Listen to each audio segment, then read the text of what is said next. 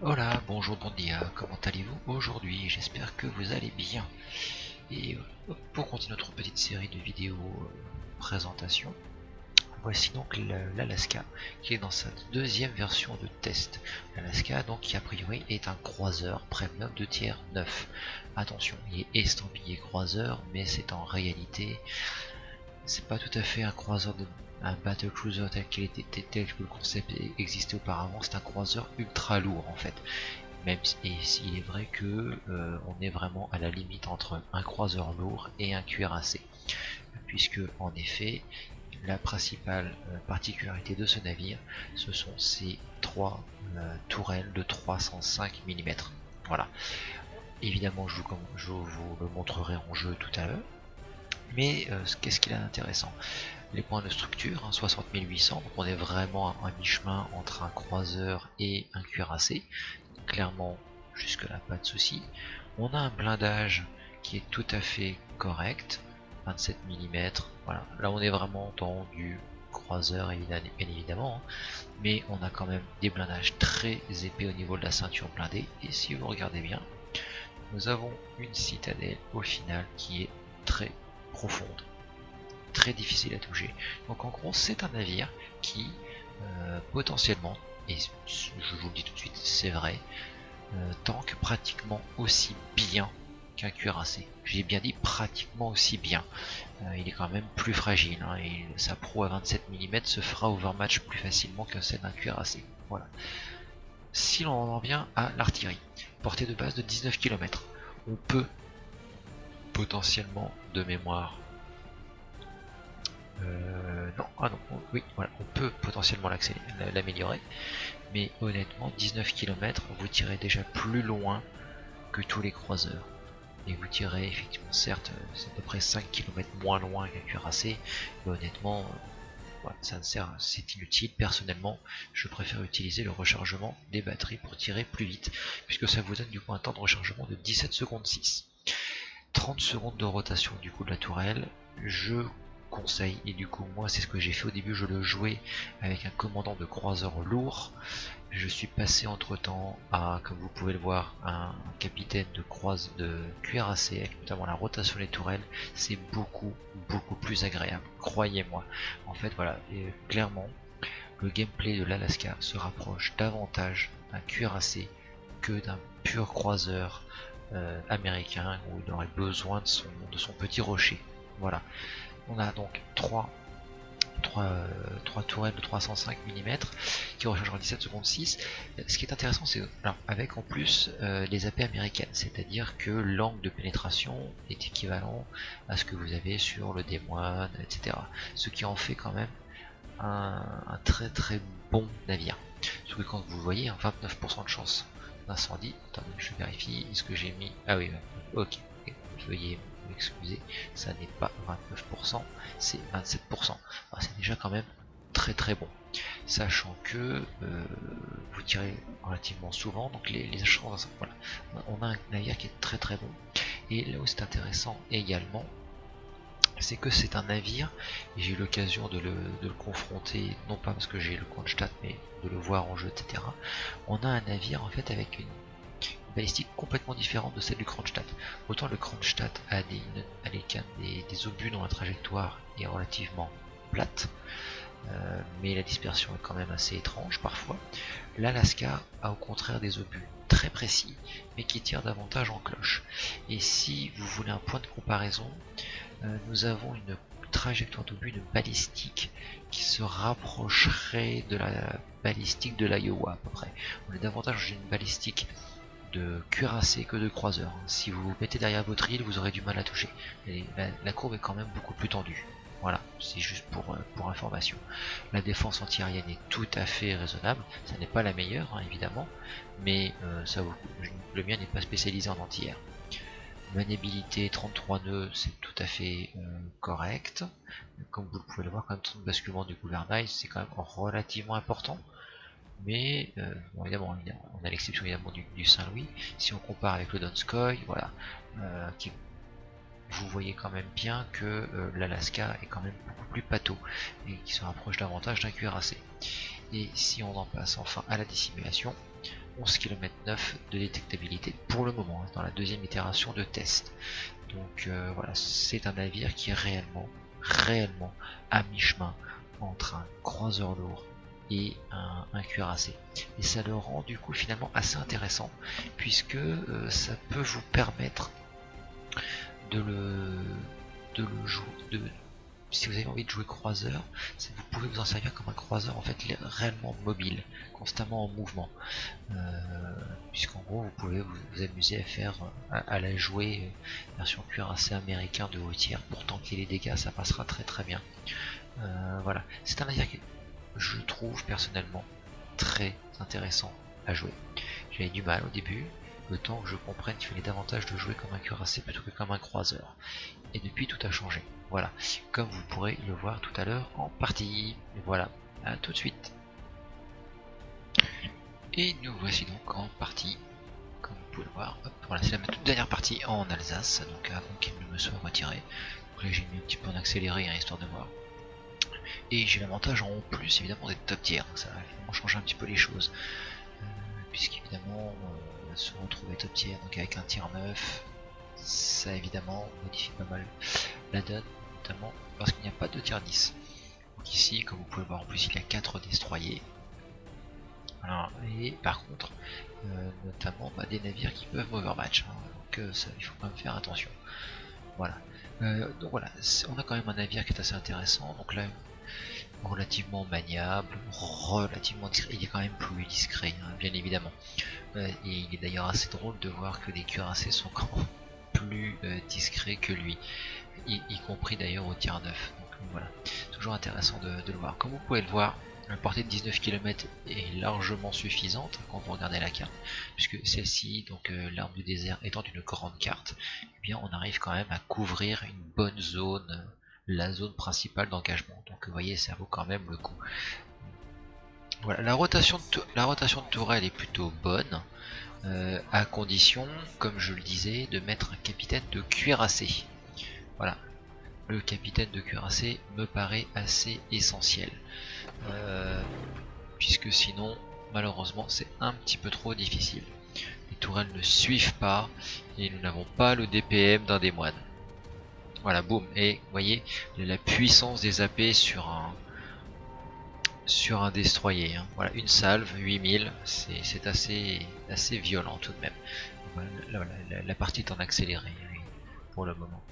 Mais voilà, c'est vraiment un navire qui vaut réellement le coup, je trouve. Comme vous le voyez, il tourne relativement bien. Là, il vient de se ramasser une salve de Musashi qu'il a réussi à tenir sans broncher. Attention, hein, évidemment, je vous le répète. Ici, voilà, le blindage, en fait, si vous pointez uniquement votre proue, vous allez vous faire directement overmatch et vous allez y passer. Alors que si vous présentez un bel angle sur votre ceinture blindée, vous pouvez largement faire rebondir les obus. Donc voilà, c'est vraiment dans cette optique là qu'il faut le jouer. Voilà, dans cette position là face à la cible, pour que la cible en fait ne vous montre que vous ne montriez évidemment que la partie la mieux blindée et la mieux inclinée de votre navire. Voilà, c'est vraiment ce qui vous permettra de tenir et de tanker efficacement. Du coup, hop, en accélérant, voilà, j'en profite, ça me permet de vous montrer. Voilà, cible à 16 km. On ne touche pas forcément puisqu'en fait les obus sont très lents. C'est vraiment particulier. C'est vraiment... en fait c'est assez intéressant d'ailleurs parce qu'en fait on a comment dire, une courbe d'obus relativement proche de... Les champs d'incendie, comme vous voyez, sont quand même relativement bonnes aussi. On a une courbe d'obus plutôt proche de celle de l'Iowa. Et pourtant, on a un temps de vol équivalent à au contraire, un North Carolina. En fait, vous êtes vraiment entre les deux. Et du coup, parfois, vous vous demandez, surtout quand vous tirez à longue portée, mais où sont passés mes obus? Et c'est à ce moment-là, généralement, que les obus finissent enfin par arriver. Donc voilà, c'est vraiment Vous voyez, voilà, une nouvelle salve à la HE, encore un petit incendie. Comme vous avez pu le voir, j'ai quand même tiré quand même sur le haut, sur le pont pour pouvoir ensuite avoir accès aux structures. Il y a quand même des obus qui n'ont pas percé. Donc il faut vraiment garder ça en tête. C'est du 305 mm face à du cuirassé en très haut tiers, ça ne passera pas toujours. Et donc là vraiment le gros conseil, AP lorsque vous avez du cuirassé broadside. Par contre, passez à la HE dès qu'ils vous montrent un peu trop leur proue, sinon vous ne passerez pas. Voilà. Il ne faut pas l'oublier, c'est un croiseur lourd, ça n'est pas un cuirassé. Des choses que vous ne pouvez pas faire avec. L'avantage, vous voyez, quand même il y a une courbe assez intéressante, hein, parce que j'ai pu passer par-dessus l'île. Et là j'aurais, malheureusement, c'était la HE qui était chargée, la pure aurait peut-être été plus intéressante. J'en profite, hein, j'accélère. Ça me permet quand même de vous montrer. Et c'est vrai que là, a priori, pour le moment, ouais, bof, ça n'est pas très intéressant. J'ai juste fait 30 000 de dégâts. 4 morts de notre côté, 5 morts chez les autres. A priori, c'est quand même pas terrible. On a certes le centre, mais bon, la partie n'est quand même pas gagnée. Vous voyez quand même que la paix sur un navire broadside, ça passe quand même plutôt bien, hein. Donc voilà, voilà, encore voilà, des petites salves à 5000 sur un North Carolina légèrement anglais, hein, qui n'est pas totalement broadside. On voit ici clairement l'angle de pénétration des obus AP américains.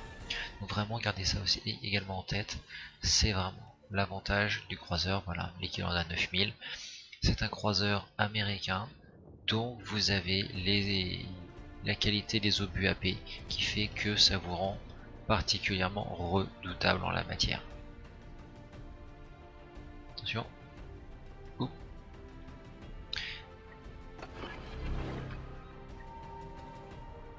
Évidemment, à cause du calibre, on fera assez souvent des overpen, mais ça reste encore relativement raisonnable. Je trouve que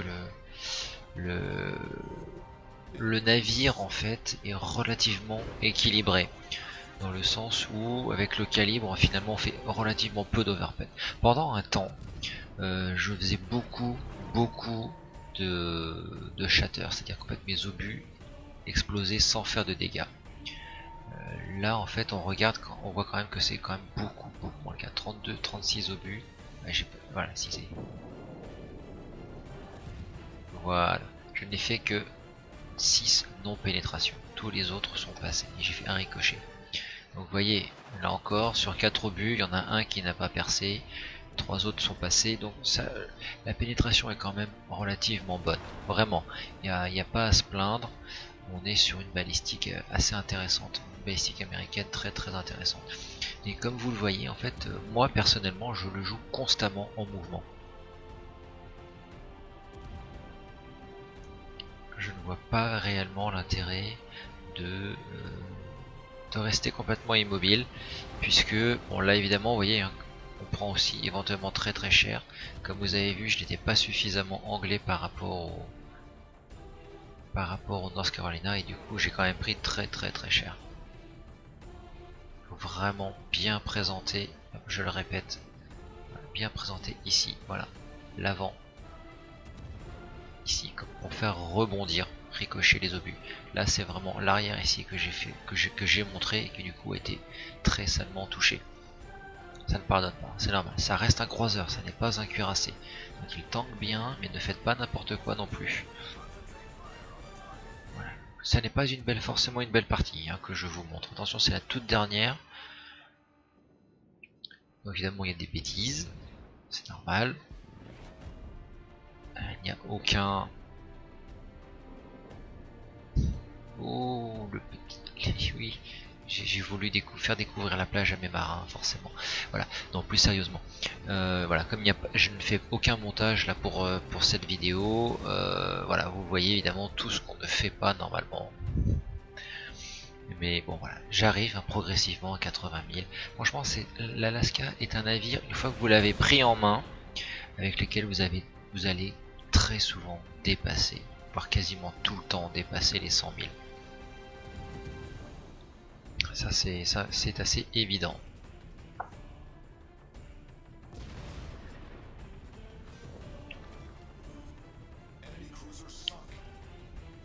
Si on accélère un petit peu, parce que je suppose qu'évidemment me voir en marche arrière c'est pas ce qui nous intéresse le plus. Il ne reste plus que 3 navires en jeu. Est-ce que je vais atteindre les 100 000? Normalement, de mémoire, oui. Voilà. Je n'ai pas eu trop l'occasion de le jouer. Je m'étais davantage concentré sur les navires français. Et du coup, je l'ai pas forcément bien pris en main. Mais voyez, on peut quand même faire des trucs assez bizarres. Hein, voilà. Avec très peu de dégâts. Ici, voilà, vous avez vu, voilà, le 305 ne passe pas le front du Musashi. Même en visant les tourelles, ça ne passe pas. Voilà. Vous voyez, shatter et ricochet. Donc là, clairement, ici, on passe à la HE. Voilà, c'est du 305. Vous êtes un croiseur, ne l'oubliez pas.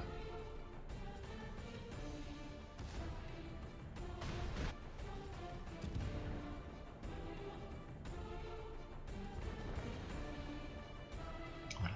Je vous laisse admirer le spectacle en attendant. C'est très tactique, hein. On est très lent. C'est qu'on va accélérer un peu.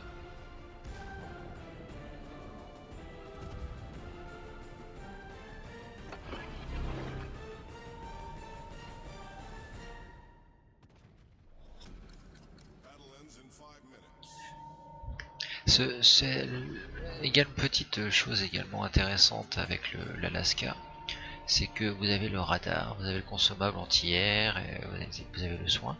Et en fait, vous avez également une puissance de feu assez intéressante.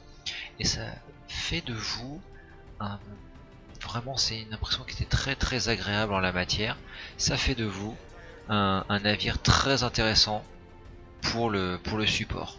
Voilà, et vous voyez, hein, avec votre calibre, vous punissez les navires qui évidemment prennent votre flanc. Mais bon, ça c'est classique, hein, évidemment. C'est assez classique en la matière. Mais comme vous pouvez le voir, parfois ça ne passe pas.